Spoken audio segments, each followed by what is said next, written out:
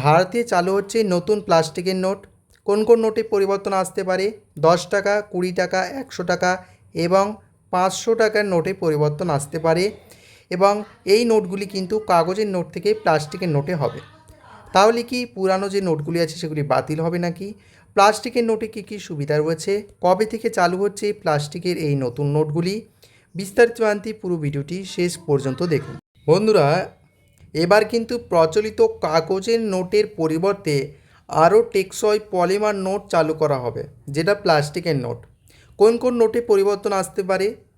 10 টাকার নোটে আসতে পারে, 20 টাকা, 100 এবং 500 টাকার নোটে পরিবর্তন আসতে পারে, এমনটাই তথ্য উঠে আসছে।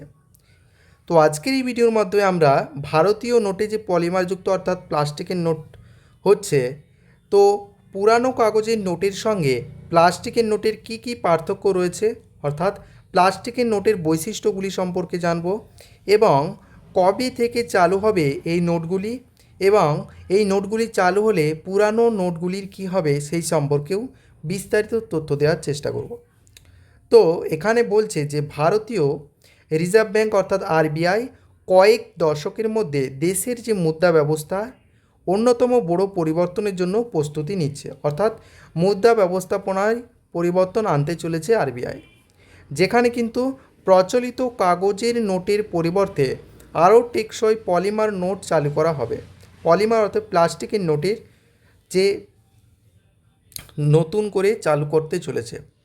কারণ এই কথাটা উঠেছে কারণ ভারতের অন্যতম নোট মুদ্রণকারী সংস্থা ভারতীয় রিজার্ভ ব্যাঙ্ক নোট মুদ্রণ প্রাইভেট লিমিটেড, যা BRBN MPL, দেশে একটি পলিমার সাবস্ট্রেট উৎপাদন কেন্দ্র স্থাপনের জন্য একটি বৈশ্বিক আগ্রহপত্র যা EOI জারি করায় এই পদক্ষেপের একটি গুরুত্বপূর্ণ ধাপ এগিয়েছে। অর্থাৎ এই যে বৈশ্বিক আগ্রহপত্র অর্থাৎ UIA জারি করেছে, যার কারণে যে ভারতে সত্যিই এবার নোটের পরিবর্তন দেখা যেতে পারে সেটা আরও জোরালো হয়েছে এবং ধাপে এগিয়েছে। এখন প্রশ্ন, যদি সত্যি বড় পরিবর্তন দেখা যায় নোটের মধ্যে, তাহলে 10 এবং 20 টাকার নোটের কী হবে? সংশ্লিষ্ট সূত্র থেকে জানা গেছে যে প্রাথমিক পর্যায়ে পলিমার নোটগুলি 10 এবং 20 টাকার মতো কম মূল্যমানের হওয়ার সম্ভাবনা রয়েছে। অর্থাৎ এই 10 এবং 20 টাকার মধ্যে পরিবর্তন প্রথমে লক্ষ্য করা যেতে পারে, কারণ এই আমরা দেখেছি বাজারে যখন 10 এবং 20 টাকার নোটগুলি দেখি বেশিরভাগই কিন্তু ছেঁড়া ফাটা বা নোংরা টাইপের লক্ষ্য করা যায়। সেক্ষেত্রে পরিবর্তন হলে কিন্তু খুবই সুবিধা হবে সাধারণ মানুষের। নোট ছাপানোর জন্য ব্যবহৃত কালি নিরাপত্তার প্রয়োজনীয় অনুসারে বিশেষভাবে তৈরি করা হয়েছে। এই ঘটনাটি ইঙ্গিত দেয় যে ভারত এখন শুধু আলোচনার মাধ্যমে সীমাবদ্ধ থাকছে না, বরং দেশীয়ভাবে পলিমার মুদ্রা ছাপানোর জন্য প্রয়োজনীয় পরিকাঠামো প্রস্তুত করতে চলেছে। এবার আমরা জানব, যদিও রিজার্ভ ব্যাঙ্ক অফ ইন্ডিয়া অর্থাৎ আরবিআই এটি চালুর কোনো সময়সীমা ঘোষণা করেনি, অর্থাৎ কবে থেকে এই 100 টাকা, 200 টাকা বা 10 এবং 20 টাকার নোটগুলি প্লাস্টিক নোটে পরিবর্তন হবে তার কোনো বাস্তব যে সময়সীমা সেটা দেওয়া হয়নি। প্লাস্টিকের নোটকে বাস্তবে রূপ দেওয়ার ক্ষেত্রে এই সর্বশেষ টেন্ডারটি একটি গুরুত্বপূর্ণ পদক্ষেপ বলে বোঝা যাচ্ছে।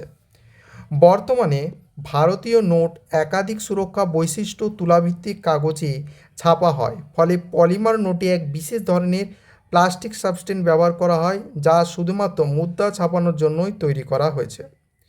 এবার আমরা দেখে নেব এক নজরে পলিমার নোটের কী কী সুবিধা রয়েছে সেই সম্পর্কে।